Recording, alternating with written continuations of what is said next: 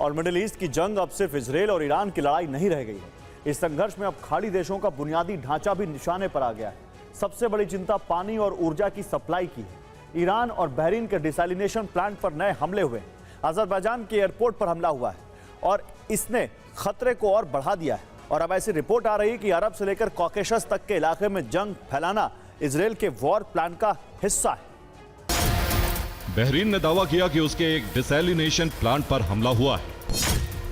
Desalination plant संयंत्र होते हैं जो समुद्र के पानी को पीने लायक बनाते हैं और खाड़ी के कई देशों में यही पीने के पानी का इकलौता जरिया है। ईरान ने कहा है कि अमेरिका और यूएई की वायुसेना ने उनके जल शुद्धिकरण संयंत्रों पर हमला किया, जिससे करीब 30 गांव पानी के बिना रह गए। इसके बाद ईरान ने धमकी देते हुए कहा कि यह कदम पूरे अरब को सबसे बुरे हालात में पहुंचा देगा। अजरबैजान के अधिकारियों ने कहा कि ड्रोन ईरान की तरफ से आए थे, लेकिन ईरान के राष्ट्रपति मसूद पेजेशकियान ने अजरबैजान के राष्ट्रपति इल्हाम अलीयेव से बात करके कहा कि इस हमले से ईरान का कोई संबंध नहीं। ब्लिंकन ने कहा कि बराक ओबामा के समय भी इजराइल लगातार अमेरिका पर दबाव बना रहा था कि ईरान के खिलाफ बड़ी सैन्य कार्रवाई की जाए और इजराइल ने चेतावनी दी थी कि अगर अमेरिका कार्रवाई नहीं करेगा तो वो ईरान पर खुद हमला कर देगा।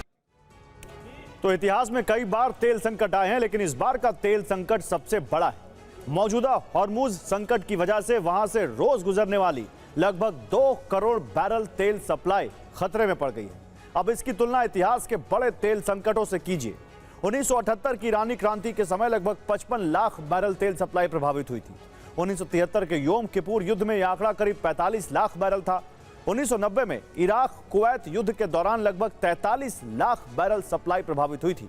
1980 के ईरान इराक युद्ध में करीब 40 लाख बैरल तेल सप्लाई पर असर पड़ा और रूस यूक्रेन युद्ध की वजह से 2022 में जो तेल संकट पैदा हुआ उसमें भी करीब 20 लाख बैरल सप्लाई प्रभावित हुई थी। इन पांचों ऐतिहासिक संकटों को जोड़ भी दिया जाए तो भी हॉर्मुज संकट के सामने कम ही है। यानी अगर हॉर्मुज का संकट और गहराता है तो इतिहास के सभी बड़े तेल संकटों से कहीं ज्यादा बड़ा झटका साबित हो सकता है। पानी संकट, लेकिन यह जंग सिर्फ तेल तक सीमित नहीं है। खाड़ी के देशों के सामने सबसे बड़ा संकट पानी का है। खाड़ी के कई देशों में पीने का पानी सीधे समुद्र से बनाया जाता है और इसके लिए डिसैलिनेशन प्लांट लगे, यानी खारे पानी को पीने लायक बनाने वाले प्लांट। सऊदी अरब में लगभग 70% पानी डिसैलिनेशन प्लांट से आता है। यूएई में यह निर्भरता और ज्यादा है, करीब 90%। कतर में भी लगभग 90% पानी समुद्री पानी को साफ करके बनाया जाता है और बहरीन में भी स्थिति लगभग यही। यहां भी करीब 90% पानी डिसैलिनेशन प्लांट पर निर्भर है। यानी अगर इन प्लांट्स पर हमले शुरू होते हैं तो तेल से अरबों डॉलर कमाने वाले ये देश अचानक पानी के संकट में फंस जाएंगे। अरामको पर हमले का आरोप इजराइल पर लगा है। अजरबैजान पर ड्रोन हमले के बाद ईरान ने कहा है कि उसने हमला नहीं किया। तो क्या अजरबैजान पर भी ड्रोन हमले के पीछे इजराइल है?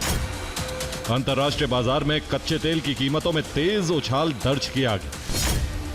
वेस्ट टेक्सास इंटरमीडिएट यानी WTI और ब्रेंट क्रूड दोनों में एक ही हफ्ते में लगभग 30% तक की बढ़त देखी गई। तो मिडिल ईस्ट में ऊर्जा ढांचे पर हो रहे हमलों का दायरा बढ़ता ही जा रहा है। मध्य पूर्व के तकरीबन हर कोने में हमला हुआ है। सबसे पहले ईरान, जहां तेहरान के आसपास कई ऊर्जा ठिकाने प्रभावित हुए हैं, जिनमें तेहरान तेल depot, Shahran oil refinery, Fardis oil depot, Kuhak oil depot और शाहरे रे ऑयल डिपो शामिल है।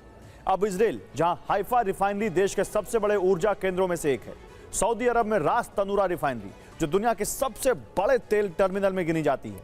कतर में रास लफान LNG केंद्र, जो दुनिया के सबसे बड़े गैस निर्यात केंद्रों में शामिल है। यूएई में फुजैरा ऑयल टर्मिनल और मुसफ़ा फ्यूल टर्मिनल, जो खाड़ी के बड़े ऊर्जा हब है। ओमान में दुक्म पोर्ट का फ्यूल स्टोरेज क्षेत्र। इराक में रुमैला ऑयल फील्ड, सरसंग ऑयल फील्ड और बेकर ह्यूजेस एनर्जी सिटी जैसे बड़े ऊर्जा ठिकाने। और आखिर में बहरीन, जहां बापको रिफाइनरी देश की सबसे बड़ी तेल रिफाइनरी है। यानी मिडिल ईस्ट की जंग अब ऊर्जा ठिकानों और पानी की जंग बनती जा रही है, जिसका असर पूरी दुनिया की अर्थव्यवस्था पर पड़ रहा है। नकेचवान ईरान, तुर्की और आर्मेनिया के बीच फंसा रणनीतिक इलाका है। अगर यहां तनाव बढ़ता है तो तुर्की भी अजरबैजान के समर्थन में आ सकता है। इससे मिडिल ईस्ट का युद्ध काकेशस क्षेत्र तक फैल सकता है।